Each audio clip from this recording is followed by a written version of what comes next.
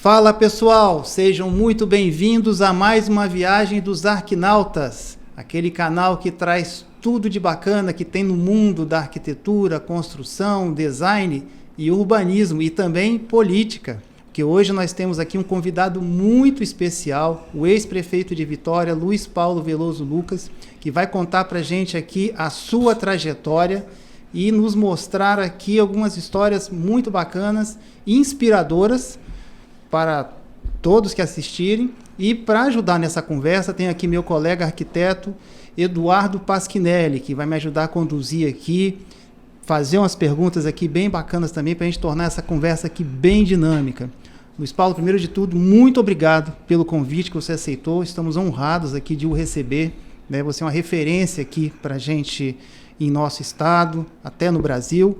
E principalmente a trajetória, né, que a gente tem a referência com você na prefeitura, o auxílio que você deu aos técnicos, arquitetos. Eu converso com os arquitetos que trabalharam com você quando você foi prefeito, eles falam demais da administração, do projeto Terra, inovador, que foi feito à época, a força que você deu, que você se envolvia diretamente lá no trabalho, não ficava só no gabinete, às vezes ia lá sentar, discutir, dar ideias, e deu uma força muito grande para isso, que conseguiu fazer um desenvolvimento muito forte na cidade, principalmente em regiões carentes, né? Mas só que para você chegar ali até prefeito, você teve ali uma trajetória que veio lá de trás, desde a glória, né? É verdade. Eu queria que você contasse para a gente aí um pouco do começo da sua caminhada, né? Até para servir de inspiração aí para as novas gerações. Obrigado, Leomar, Eduardo. Eu que tenho que agradecer, né, a oportunidade de estar conversando com vocês, ainda mais do tema que acabou virando o tema da minha vida, né? Porque depois que eu virei prefeito, eu nunca mais abandonei o tema das cidades. Isso virou a minha obsessão, né? Eu passei a estudar de todos os lados essa... Foi o meu maior... a coisa que mais me gratificou na vida foi ter sido prefeito, né? Prefeito da minha cidade, da cidade em que eu nasci, e ter assim, um sentido de realização, de ter deixado um legado positivo, né? Lembranças e realizações, ideias. Mas eu continuei, depois que saí também, a escrever, a pensar, a estudar. Bom, eu sou nascido em Vitória, né, na Cidade Alta, no hospital da Associação dos Servidores Públicos. É o dia que eu sou funcionário público de nascença, né? Eu nasci ali e meus primeiros anos foi na Cidade Alta. Comecei a estudar no grupo escolar Ernestina Pessoa, que é no Parque Moscoso. Era o único grupo escolar que tinha no Espírito Santo, era estadual. Depois eu fui para o Colégio Americano. Eu me alfabetizei ali e nós morávamos ali no centro, a minha família toda morava ali no centro, a gente morava na rua 13 de Maio, meus avós moravam no edifício Presidente, ali na Gama Rosa, esquina com a ladeira da Catedral. Conheço, então, cheguei a morar lá no final dos anos 70, nesse edifício Presidente. Então a minha infância, minha lembrança mais remota é da Vitória assim, antiga, né? Tinha o Brits Bar, tinha um restaurante italiano, que foi o primeiro restaurante da minha vida, que foi o Luigi, era ali na rua 13 de Maio. Eu, muito garoto, eu ia a pé sozinho cortar o cabelo no barbeiro, ali em frente ao Teatro Carlos Gomes, né, no Salão Garcia. Salão Garcia. E meus pais tinham conta lá, eu ia lá cortar Príncipe Danilo. Raspava a cabeça e ia sozinho com 3, 4 anos. Andava de bonde. O nosso passeio era ir de bonde até Santo Antônio ou até Jucutuquara, ou atravessar de Catraeiras para Paú e depois ir até Vila Velha de bonde também.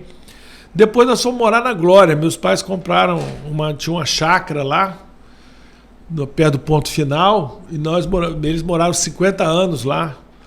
E foi da minha adolescência. Eu fui estudar no Marista e também, de certo modo, eu tenho uma relação também muito afetiva, muito forte com Vila Velha e com a Glória, né? E tinha um tipo de futebol, catava goiamon, era aquela coisa da infância dos anos 60, né? Muito quase semi-rural, né? Era uma área assim bem periférica, né? Assim, da Grande Vitória. Depois eu saí para estudar fora, fiz intercâmbio nos Estados Unidos em 1973, fiquei 1 ano fora. E na volta fui para o Rio de Janeiro estudar, fazer cursinho, né? Fazer vestibular. Aí entrei na faculdade, me formei em engenharia de produção na Universidade Federal do Rio de Janeiro e depois entrei por concurso público no BNDES, que foi minha escola, meu tudo, né? Eu fiquei 40 anos no BNDES. Eu, inclusive, devo ao BNDES o fato de ter podido me dedicar também à política. Eu, como era funcionário concursado do banco, eu tive a oportunidade de servir a vários governos no nível federal, sendo cedido no nível estadual. E também o tema do desenvolvimento, que acabou sendo, né? Eu chefiei a área de planejamento do BNDES nos anos 80. Mas depois que eu virei prefeito de Vitória, eu passei a olhar o desenvolvimento com uma outra lente, né? Com outro binóculo, com um binóculo do poder local, né?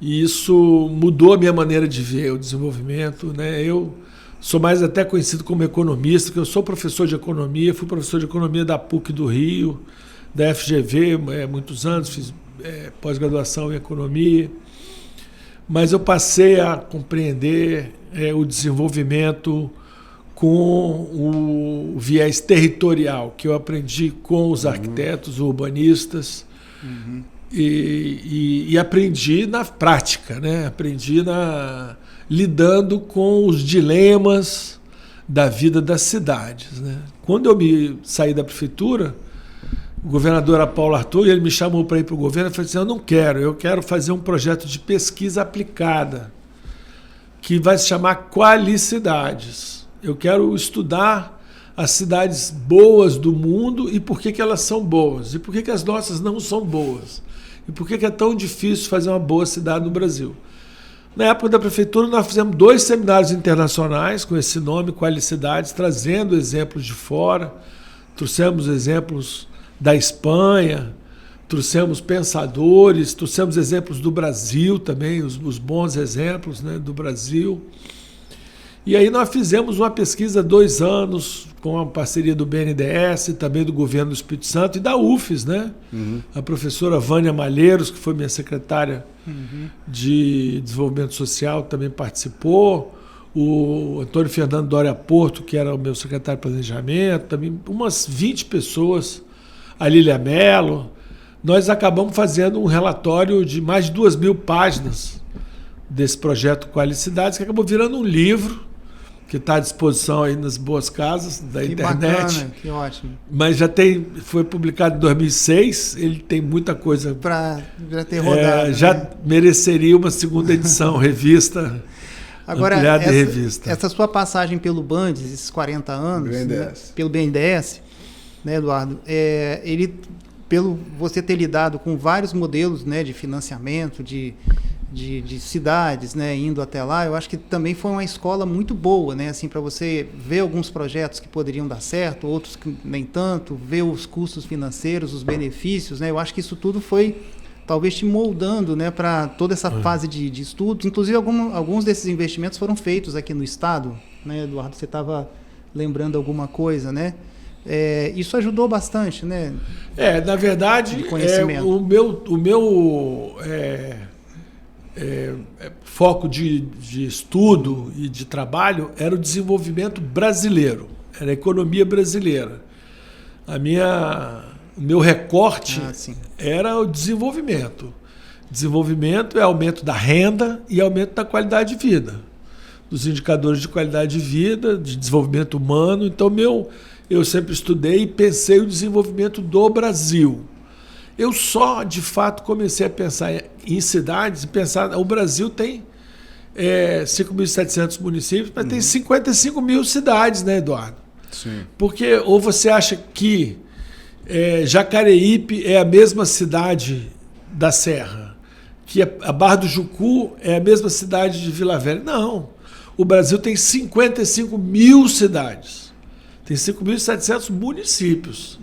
Mas são cidades. São Pedro não é a mesma cidade que a Praia do Canto, que o Romão. São particularidades. Né? O território molda do ponto de vista socioeconômico, e a ocupação territorial das cidades brasileiras reproduz territorialmente as desigualdades econômicos sociais do Brasil. Sim. Então, quando a gente fala Brasil, isso é uma abstração.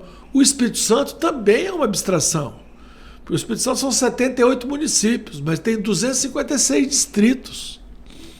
E tem 4.000 vilas rurais.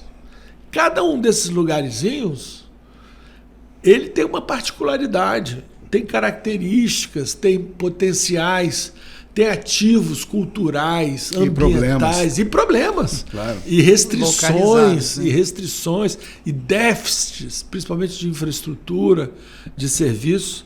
Então eu aprendi a pensar o desenvolvimento a partir do território quando eu fui prefeito. Foram 8 anos de prefeito que eu deveria merecer um diploma sem dúvida de, sei lá, urbanista honoris causa.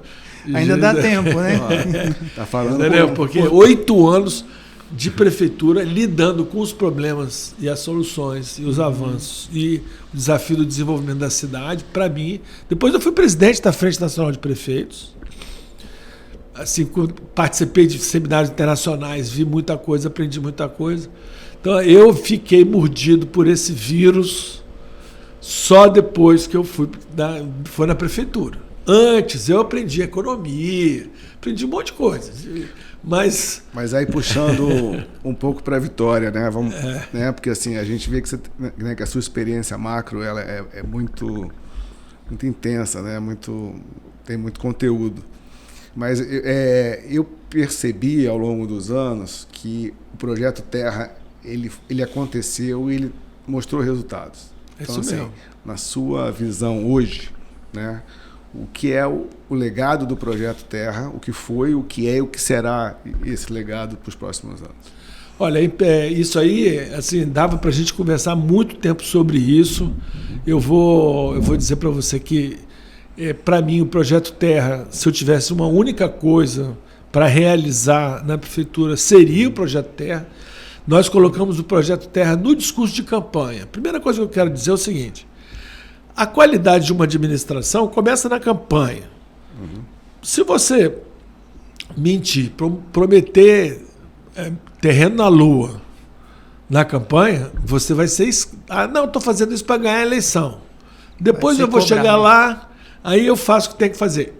Bobagem. Você tem que falar a verdade na campanha. A qualidade da administração começa na campanha. O Projeto Terra foi meu principal discurso de campanha em 1996, quando eu ganhei a eleição. Eu mostrei no mapa que Vitória tinha 15 territórios dentro da cidade, que eles são da mesma cidade, mas eles estavam há 200 anos atrás do resto da cidade, e em termos de indicadores de qualidade de vida, de desenvolvimento econômico, social, de serviços urbanos, de serviços públicos. Então, foi enfrentamento da pobreza mesmo. Exatamente. O Projeto Terra não é um projeto de obras e de urbanização. É um projeto multissetorial e integrado de superação da pobreza urbana. É uma estratégia de superação da pobreza urbana, que tem obras, mas não são só as obras. Nem elas são as mais importantes. Em determinados lugares elas não são as mais importantes. Não são as obras as mais importantes, né?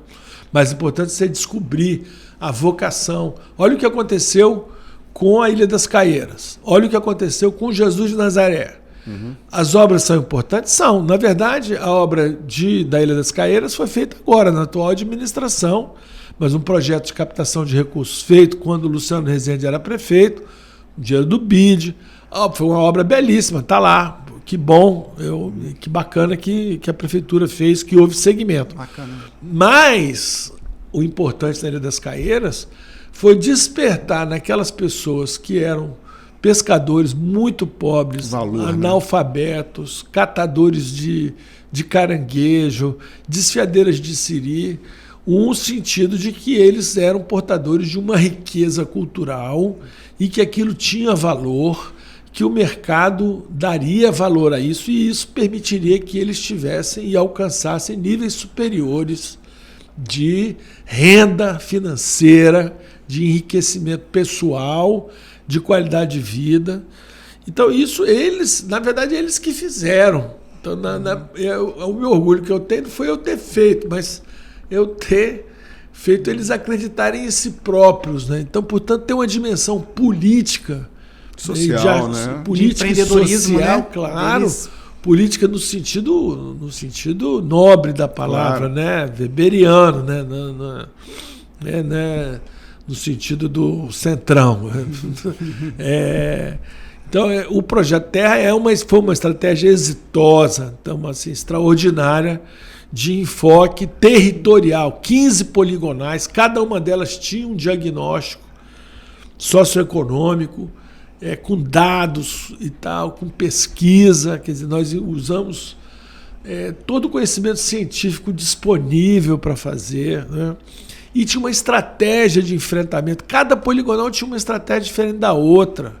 Isso que foi interessante, pelo que a gente estava lendo, né, Eduardo? Cada um tinha... Não foi um atacado, foi que você tinha estratégia de cada uma delas. Tinha uma estratégia e tinha uma governança local, tinha um conselho de cada poligonal eleito.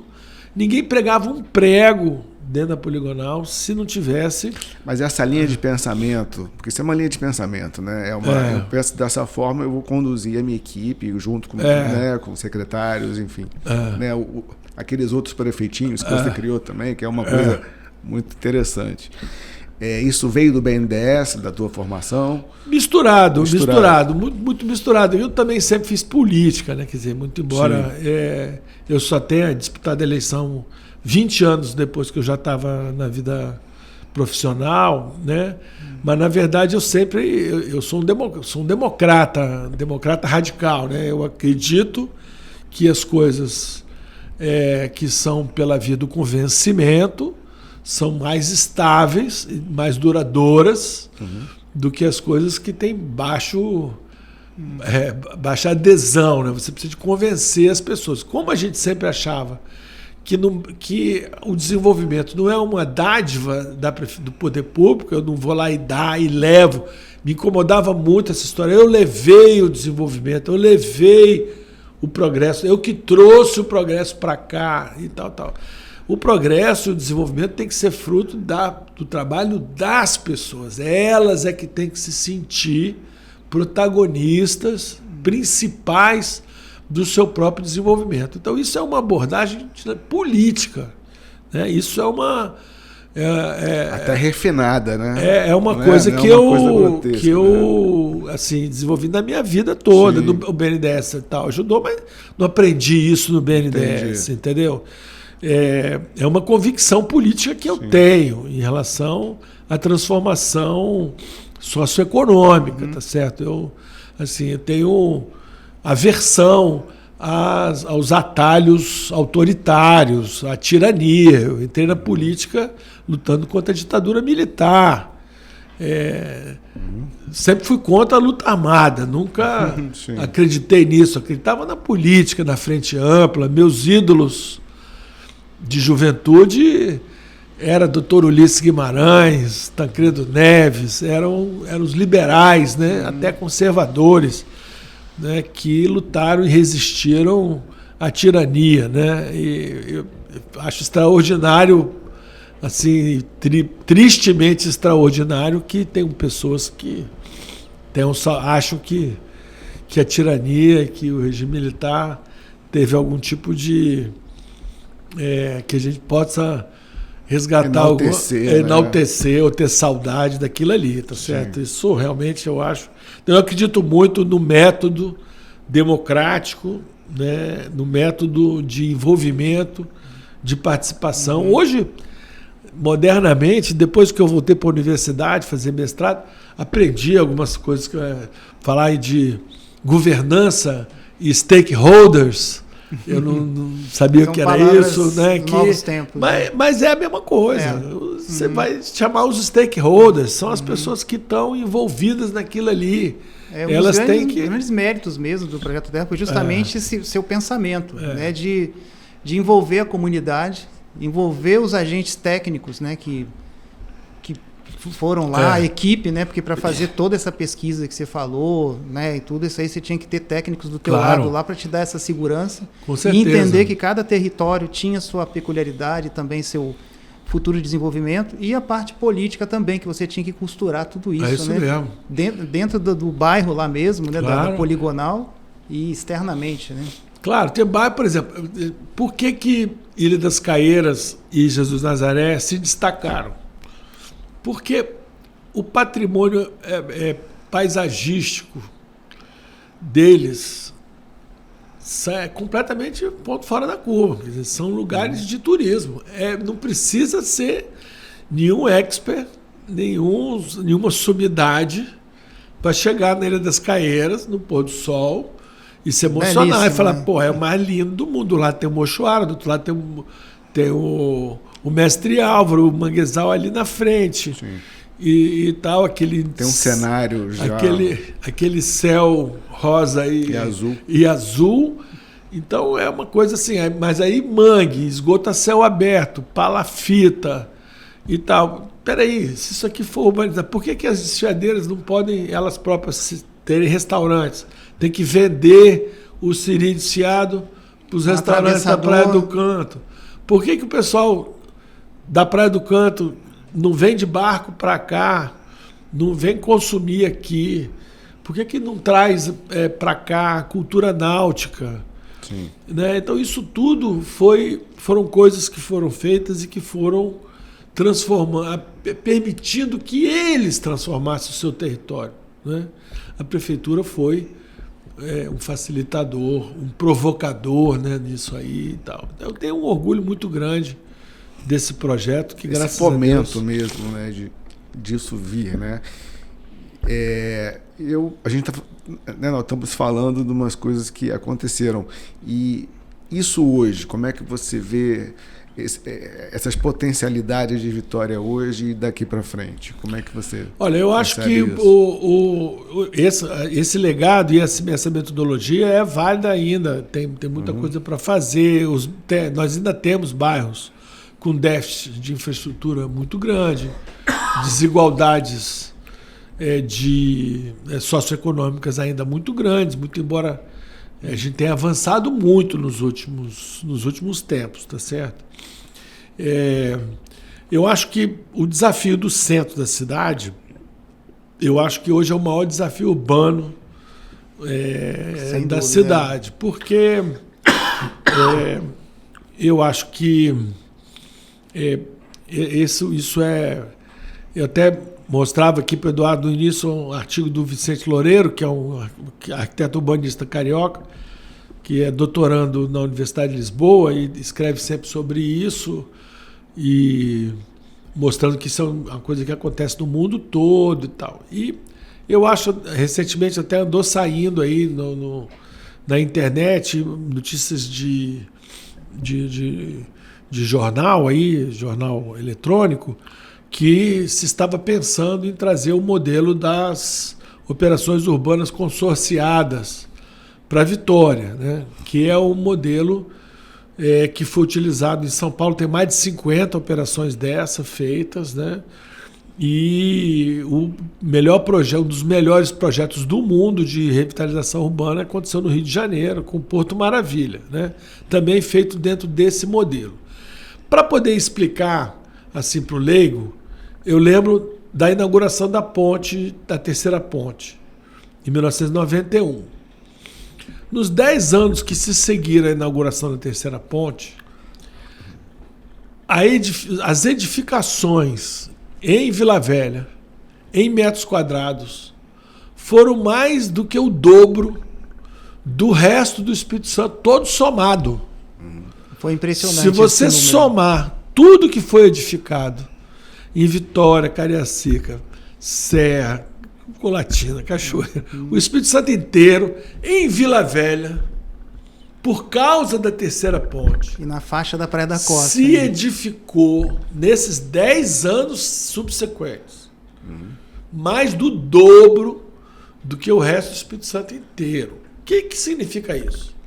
Significa que toda vez que tem uma obra de infraestrutura feita pelo poder público, seja numa área nova, seja numa área degradada, isso provocará um interesse do mercado imobiliário muito grande e uma valorização daquele território muito grande. Ora, se você antes de fazer essa obra, chamar o mercado imobiliário e falar assim, ó, vamos fazer essa obra, ela vai custar X. Em compensação, esse território todo aqui vai valorizar. O que está custando 100 mil reais vai custar 1 milhão. Então nós vamos fazer o seguinte, nós vamos fazer a obra, mas nós vamos emitir títulos que são CEPACs, são certificados de direitos de construção adicional. Para poder edificar aqui, o cara tem que comprar o CEPAC, que vai ser emitido no mercado de capitais. Então, a prefeitura capta, através desses títulos, os recursos para fazer aquela obra. No Rio de Janeiro, eles emitiram, a valores da época, o equivalente a 5 bilhões de reais em CEPACs, que foram adquiridos pelo mercado imobiliário, pelas empresas do mercado imobiliário, nacionais e internacionais. E eles tinham um plano de massa, dizendo, ó, aqui vai poder edificar uma torre de 50 andares, aqui vai poder edificar um supermercado, um shopping. Planejamento mesmo. Tem um plano de massa, não é uma coisa rigorosa, mas vão ser X mil metros quadrados, mas aqui vai passar um VLT. Aqui vai passar um VLT. Eles tiraram aquele horrível elevado do Paulo Freire. Da perimetral, fizeram um túnel, tudo isso com dinheiro dos CEPACs. E todo o centro do Rio foi revitalizado. E o mercado imobiliário chegou com força, mas o poder público fez museus, desapropriou, urbanizou áreas de favela, a favela mais antiga do Brasil, a do Morro da Providência. Aliás, o nome favela nasce do Morro da Providência, que eram os veteranos da Guerra de Canudos, que o governo doou aquilo ali. Eles fizeram barracos de madeira e telhado de zinco. A partir dali chamaram de favela. Aquilo ali está ali do lado do Valongo, que era onde chegavam os escravos. Isso. Foi o maior porto de recepção de escravos do mundo, pô. Um lugar de tristíssima memória, mas estava escondido, foi revitalizado. Eu li semana passada que o Cais do Valongo, ele está concorrendo em número de turistas com o próprio Cristo. Olha só, que coisa extraordinária. Porque aí vem o turista americano, europeu, que é educado, que quer saber, quer conhecer o povo, quer conhecer a história, ele vai se hospedar no hostel, na favela da Rocinha, na favela do Vidigal. Ele não vai para um hotel. E aí tem uma outra coisa também, que são as outras opções culturais, como você estava falando ali naquela região do Rio. Você tem o samba na Pedra do Sal ali. Claro, então, assim, levando para Vitória também. Então, você tem lugares em Vitória. Tem lá o Bar da Zilda, exato, na Rua 7. Então, nós precisamos de fazer, no centro de Vitória, um projeto de revitalização que tem que começar com tirar os postes, os fios e fazer galerias técnicas. Sim. Galerias técnicas. Tirar de toda a região central de Vitória. Transformar a Cidade Alta... É uma limpeza urbana completa. Sim. E tirar os automóveis, o centro não pode mais ser passagem. E na Cidade Alta, quer dizer, na verdade, da Geraldo Monteiro para cima, devia ser acesso restrito.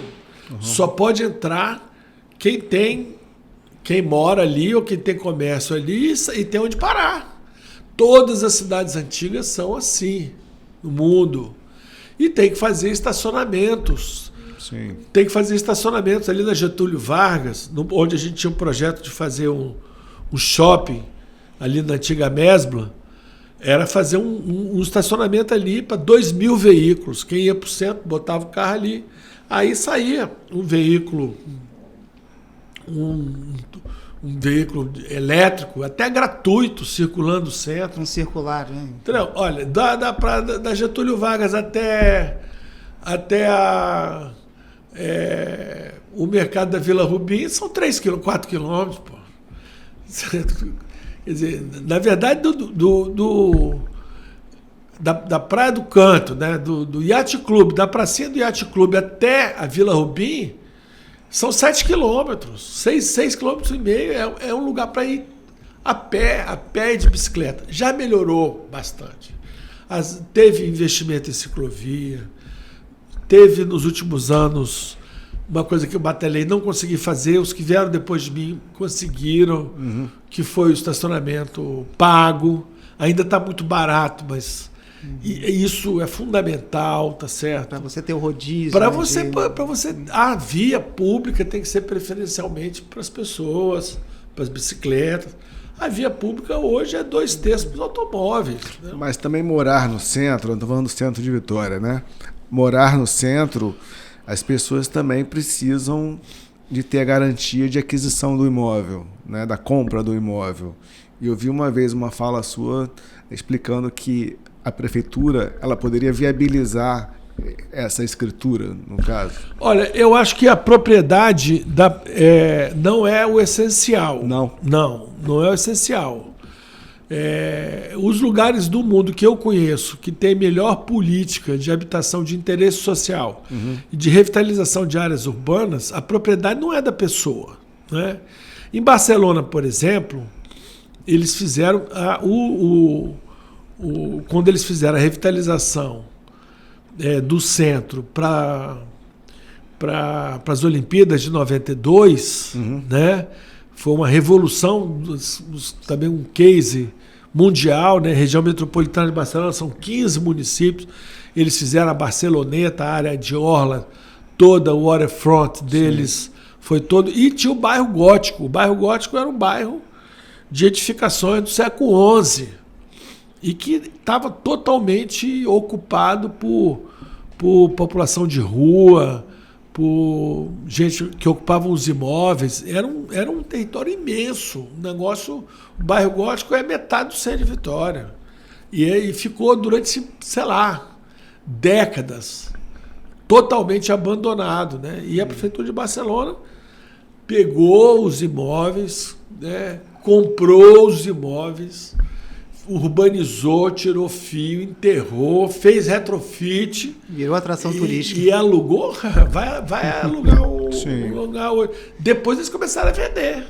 Eles até venderam depois da propriedade. Depois de revitalizado.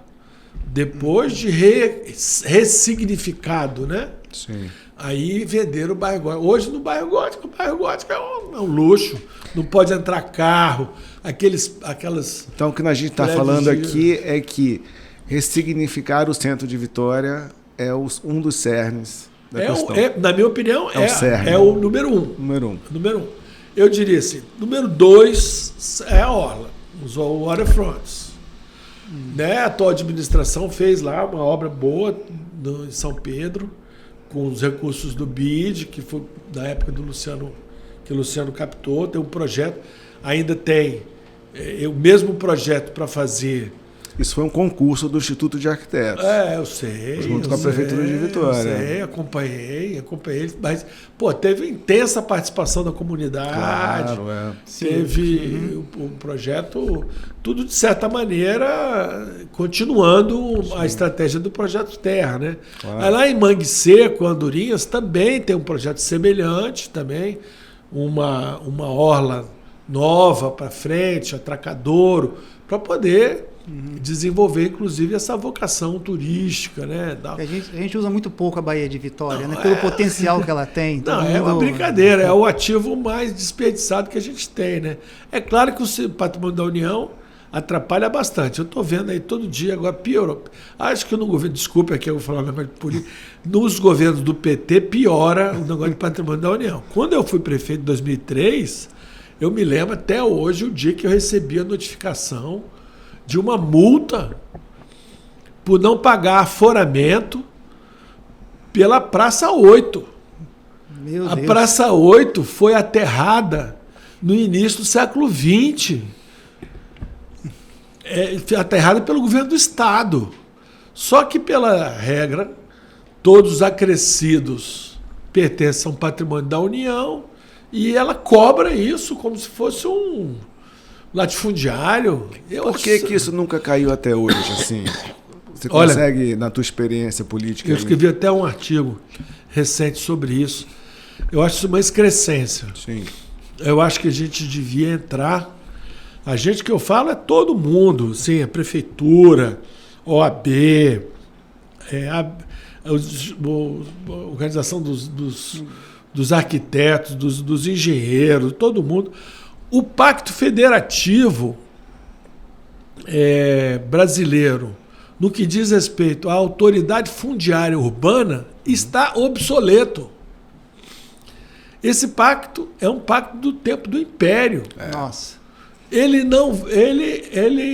A legislação enfitêutica, né, que cobra laudêmio, aforamento, é uma legislação imperial, antes da República, da Revolução Francesa. Isso é uma loucura. Além do que é uma bitributação, porque a União não faz nada, não provê infraestrutura. Quem provê infraestrutura é o município. Eu soube que o Comodoro do iate está vivendo um problema grave com o patrimônio da União, de multas. Eu acho que ele tem que se rebelar, ir à Câmara, ir à Prefeitura, chamar todo mundo. Nós não podemos aceitar isso. Por que a União é dona, é proprietária desses aterros? Nós somos um arquipélago de 48 ilhas. 33 estão unidas por aterros. Aterros feitos pelo povo capixaba, pelo governo do Estado, pelas prefeituras. O que a União tem que fazer? Outro dia vi uma notícia que o patrimônio da União ia multar porque o pessoal que está dando aula de beach tênis e de canoa havaiana cobra, então tem que pagar para a União. Nossa. Gente, dá vontade de pegar em armas. Chama os índios, chama de... Volta tudo. Dá vontade de expulsar esses caras da União a flecha. Ó, amigo, vai embora daqui.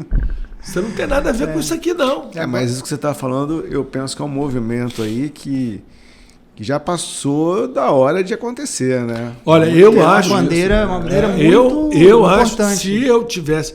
Eu fui candidato, falei isso na campanha, eu tomaria isso como uma questão pessoal. Ia para frente. Sim. Faria desobediência civil. Não pago. Um abaixo-assinado de toda a população capixaba. Não pago, não deixo ninguém pagar. Nós não aceitamos isso. Não aceitamos isso. Esse território é nosso, pertence a nós. Nós vamos cobrar, sim, IPTU, ITBI, para poder suprir de infraestrutura. Quem supre de infraestrutura somos nós. Sim. Não é a União. Que está aqui na ponta da linha, né? Não é a União, rapaz. Sim. Agora, que história é essa? Agora, um outro gargalo também é o porto, né? Que não, eu acho que já melhorou. Sim, sem dúvida. Já melhorou.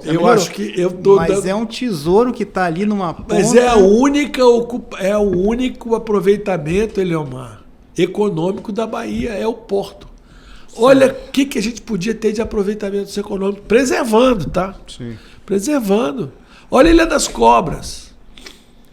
Entendeu? Olha as duas ilhas que estão do lado na frente de Cariacica, que pertencem à Vitória, mas na verdade são mais Cariacica. Agora com a nova orla de Cariacica, por que não urbaniza lá? Urbaniza lá. Faz uma urbanização semelhante ao que foi na Ilha do Frade, de casas caras. Coragem, né? Tem coragem que fazer, pô. Mudar o perfil, usar o território onde ele pode ser mais útil. Você fica lá, hoje ele é refúgio para bandido se esconder. onde era aquele sanatório, na frente do... Isso. Por que que aquilo ali não está aproveitado?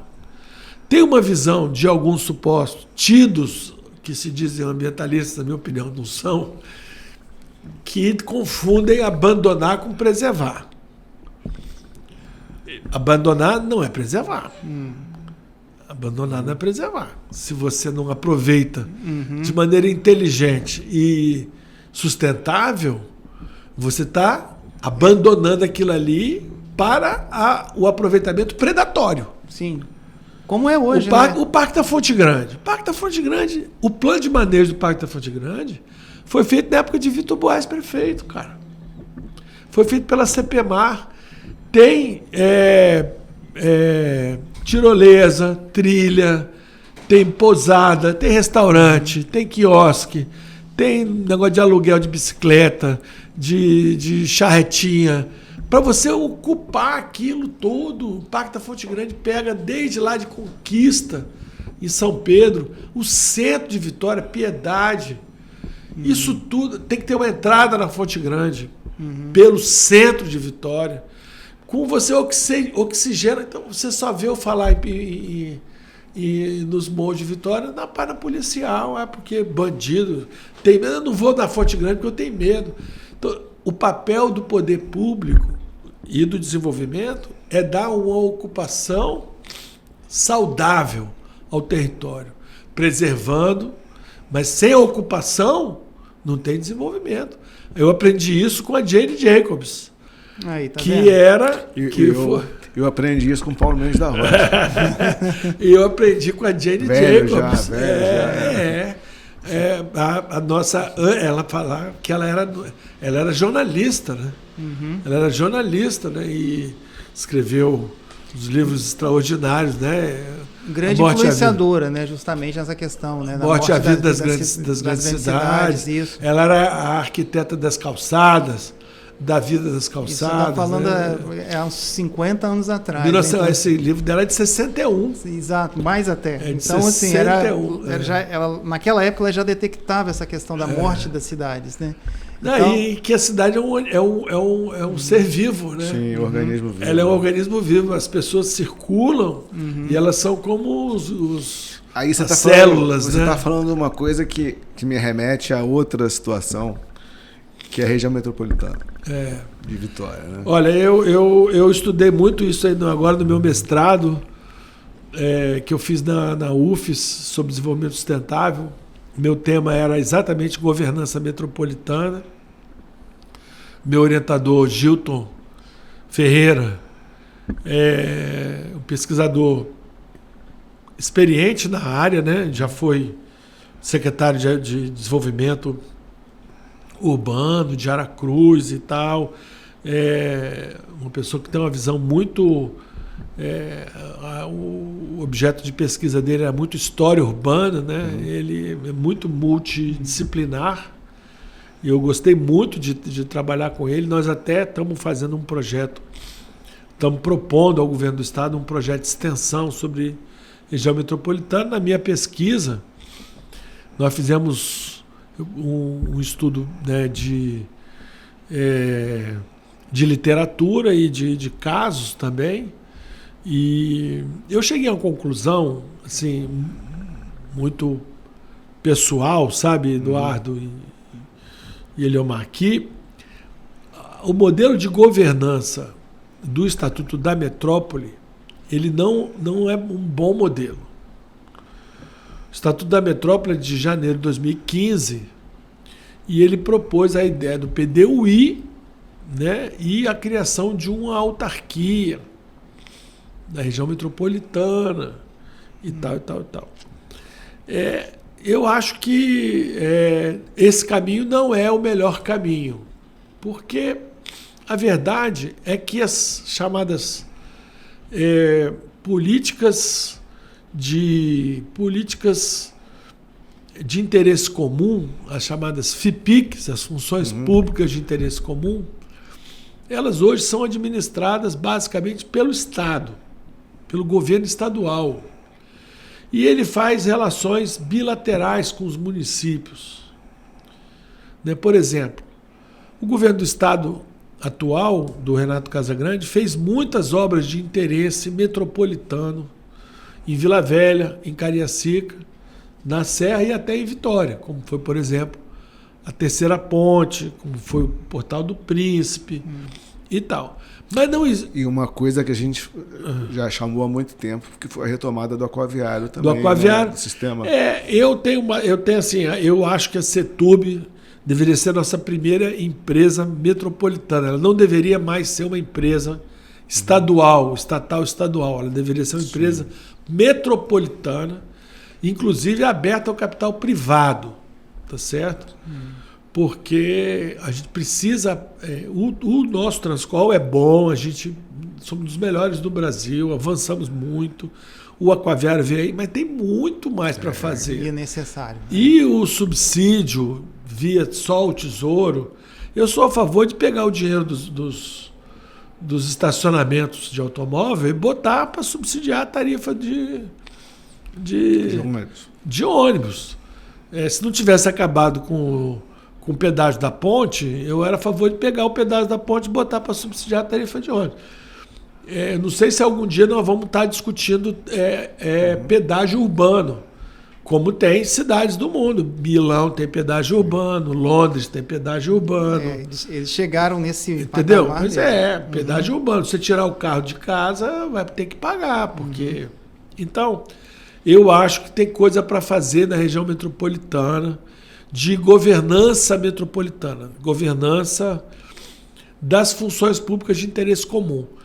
Transporte coletivo, saneamento, segurança pública. Quando nós criamos a guarda... Meio ambiente também, né? Cara, mas eu acho assim, que a gente tem que fazer parcerias com formato operacional, consórcio, entendeu? A Grande São Paulo fez isso. Eles fizeram, por exemplo, a unificação dos PDUs na Grande São Paulo.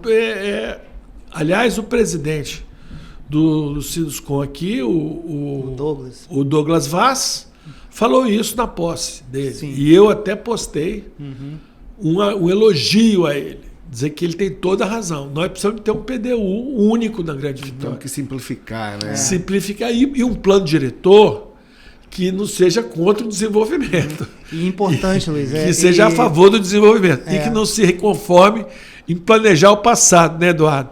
Os nossos técnicos adoram de fazer o planejamento do passado. Fazer mapas lindíssimos sobre o que foi feito e o que existe. Legal, isso é importante. Mas o plano, ele tem que lidar com o futuro. Ver que nós vamos crescer para onde? Como? Né? Isso os nossos PDUs não falam. Metas, né? Não falam. Qual é a necessidade de edificação que a gente tem na Grande Vitória? Quantas unidades habitacionais nós temos demandado isso na Grande Vitória? Quem está estudando isso? O crescimento. Onde tem os vazios de ocupação. Onde é que estão os vazios urbanos na cidade? Tá como ocupar os vazios urbanos de forma inteligente? Sim. Então, isso é que deveria estar sendo discutido no PDU. E não só botar o PDU. Eu sou um crítico da forma. Quer dizer, crítico no sentido de que temos que fazer melhor, não é não fazer. Sim, mas para fazer melhor, na tua opinião, eu estou concordando com ela, é de fato uma gestão estadual sobre os municípios da região metropolitana. Eu acho que o Estado tem que liderar que a região metropolitana tenha governança compartilhada nas funções públicas de interesse comum. Hoje o Estado cuida sozinho do saneamento, cuida sozinho do transporte, cuida sozinho de várias coisas. E eu não acho que cuida mal. Eu acho que cuida até bem. Mas é preciso cuidar de forma compartilhada. Integrada, talvez. Integrada com os municípios. Eu acho que isso, um próximo governo deveria colocar isso na pauta. Na pauta, né? Aliás, eu tenho conversado sobre isso com meu grande amigo e atual secretário de Desenvolvimento, Sérgio Vidigal, experientíssimo prefeito. Aliás, o melhor PDU da Grande Vitória é o da Serra. É a cidade que cresceu de forma mais ordenada por causa dos condomínios, o sistema viário. Não é à toa que é a maior cidade, né? Além do que tem equipe técnica excelente, Cláudio Denícolo é um cara excelente, muito que combina a visão ambiental com o desenvolvimento. Então eu acho nós temos que pegar isso para aproveitar essa oportunidade. E botar os CEPACs, tem que trazer o mercado imobiliário, parar com esse negócio de achar que o mercado imobiliário é nosso inimigo, porque são os especuladores que só pensam em ganhar dinheiro. Vamos parar com isso, gente. Tem que sentar na mesa e conversar. Quem é que não quer que a cidade fique mais rica? Nós queremos que a cidade fique mais rica, mas esse enriquecimento não pode ser para alguns, só os caras mais vivos que foram lá e compraram os terrenos e edificaram do jeito que eles quiseram, maximizando a rentabilidade daquele empreendimento. Nós temos que maximizar a rentabilidade do território todo. E isso vai atrair o turismo também, né? Turismo, investimento, todo mundo vai ficar mais rico.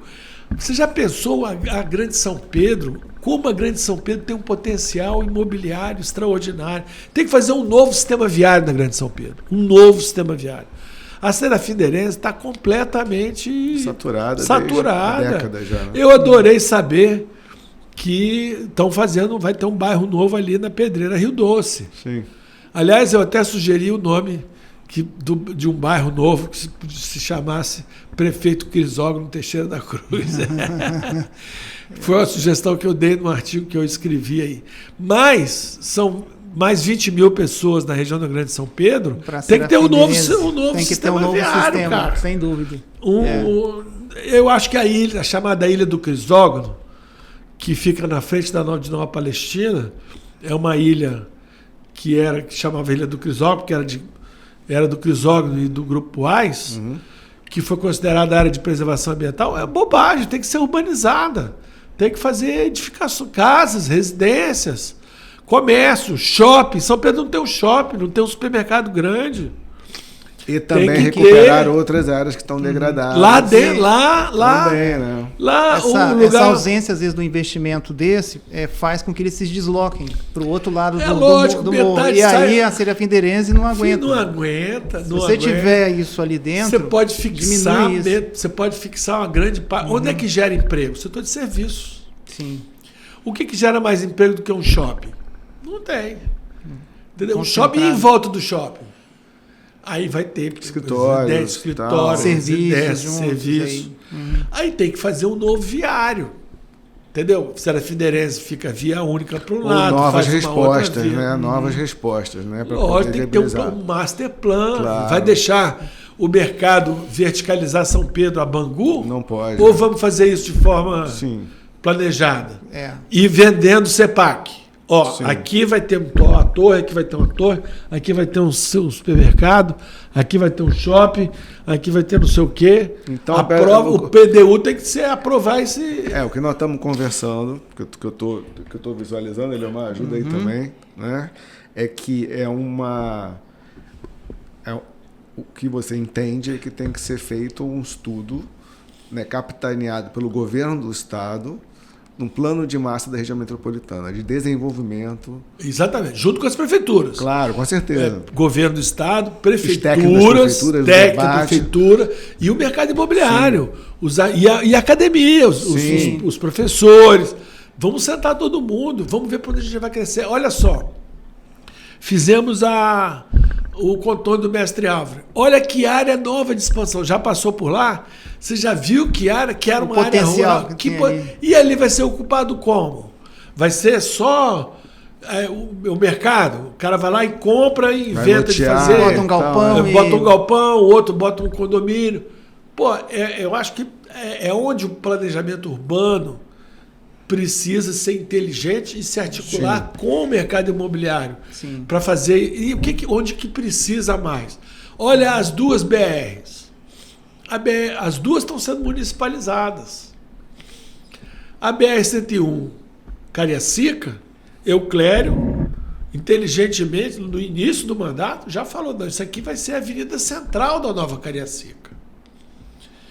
Já fez na parceria do governo do estado as passagens de nível, para juntar os dois lados, que é a Nova Cariacica. E a BR-101 é a avenida central da Nova Cariacica, desde a Ceasa até a segunda ponte. E aí, desculpa interromper, mas essa governança, ela pode se espelhar em outras regiões do estado. Claro, né? Claro. Que a gente tem a mesma São situação. 10 micro-regiões. Claro, então. Cada uma das micro-regiões deveria reproduzir esse tipo de reflexão, tá certo? Mas aqui na Grande Vitória, onde está metade do Espírito Santo, Sim. metade do Espírito Santo está aqui, metade do Espírito Santo, 60%, 64% do PIB. Então temos que fazer. Então, tem que começar por aqui, claro, mas é uma coisa. E na Serra é a mesma coisa. Vidigal tem isso claríssimo. Da Serra Sede até Carapina são 9 quilômetros. É a avenida central da Nova Serra. Agora ali tem 12 semáforos. De um lado para o outro tem que ter passagem de nível. Sim. Para poder unir um lado ao outro. Interligar, exato. Interligar de um lado e de outro. E aí essas obras podiam ser feitas com CEPAC. E aí você verticalizar. Ó, aqui pode construir uma torre de 50 andares. Mas tem que comprar CEPAC. E eu vou fazer essas obras com esse dinheiro. Não é só para o poder público ter dinheiro. Isso é importante, porque o problema fiscal é verdadeiro. Mas é para envolver o mercado, para o poder público não fazer obra da cabeça dele. Entendeu? O poder público sozinho, nós técnicos, temos ideias mirabolantes de como é que a gente faz para gastar o dinheiro público. Tá certo? Depois, se aquilo foi útil ou não é problema nosso. Então tem que trazer o mercado imobiliário junto para que os projetos sejam consistentes com as necessidades de fato. E que as comunidades elas comprem a ideia, claro, participem, né? Claro, as comunidades. Mas quando eu estou falando as forças de mercado, não são só os empresários, são também a população, as pessoas, né? O empreendedor individual, né? Pois é, ó, o papo tá muito bom. A gente tem conversa aqui para atravessar mais de metro, né? Mais de metro, né? Quando todos somos apaixonados, né, pelas cidades, os crescimentos dela e tudo.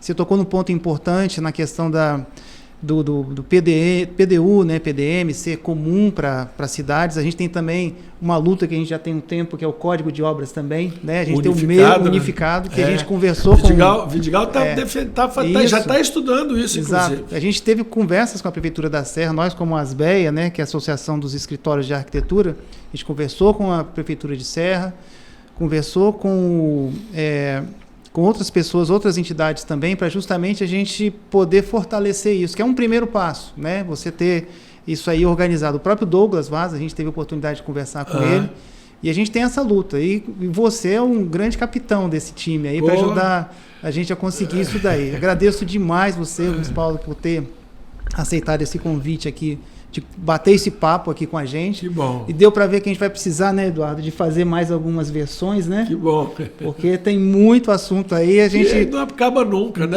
Não, mas... A cidade é que nem a casa da gente, a gente não acaba nunca de construir, né? Verdade, ela está sempre em construção, mas é importante isso, dar esses freios de arrumação e chamar todos, né, para construir. Eu acho essa abordagem multissetorial, sabe, Eliomar e Eduardo, muito, muito importante. Eu gosto muito da interação com o pessoal que traz a sua contribuição das ciências sociais, da história, da assistência social, os problemas da vida urbana, né? A segurança de população de rua, e tal, o turismo, a geração de renda. Viver hoje, outras pessoas... mas e as patinetes? Você é a favor das patinetes, das bicicletas elétricas? Rapaz, você tem que conversar, porque a cidade é pactuação de convivência, né? Pactuação de convivência. Né? Se ela não for pactuada, nós temos conflitos e não temos qualidade de vida, né? E aí isso é política. Pactuar é política, né? Então você cede um pouquinho. A técnica tem que dar o mapa. Se for por aqui, o bom técnico, os urbanistas, né? Os arquitetos, os engenheiros, os economistas urbanos, que hoje é um ramo tenho lido muito sobre isso, sobre economia urbana. Paul Krugman ganhou o Prêmio Nobel de Economia muito com a contribuição que ele deu em relação a essa questão da precificação dos fatores de produção por território. Agora está chegando um pouco de produção acadêmica dessa área de economia urbana. Eu acho que ainda estão voando um pouco na estratosfera, mas vão chegar também. Eu gosto muito desse ambiente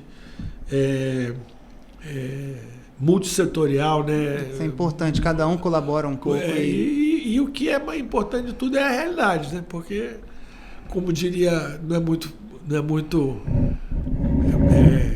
popular citar ele hoje muito não, mas o Lenin dizia que a prática é o critério da verdade. Luiz, muito obrigado. Eduardo, muito obrigado por essa conversa aqui bacana. Foi um aprendizado muito bom para a gente aqui hoje, mas deu para ver que ainda esse foi talvez um primeiro capítulo, porque vai precisar de ter vários outros papos, várias conversas, aumentar a roda aí, a gente conversar bastante. Talvez assim, nós vamos falar de um tema para a gente poder desenvolver ele mais. Então agradeço demais a audiência de vocês. Clica lá, dá uma curtida, manda para um amigo, segue lá o nosso canal para a gente conseguir trazer pessoas excepcionais aqui, como o ex-prefeito Luiz Paulo Veloso, para nos dar essa aula aqui, né, de empreendedorismo, de história de vida, de urbanismo, de como unir a parte política, né, dentro dos interessados, tudo por uma melhor qualidade de vida em nossas cidades. Muito obrigado a vocês e até o nosso próximo episódio. Um abraço, obrigado. Valeu.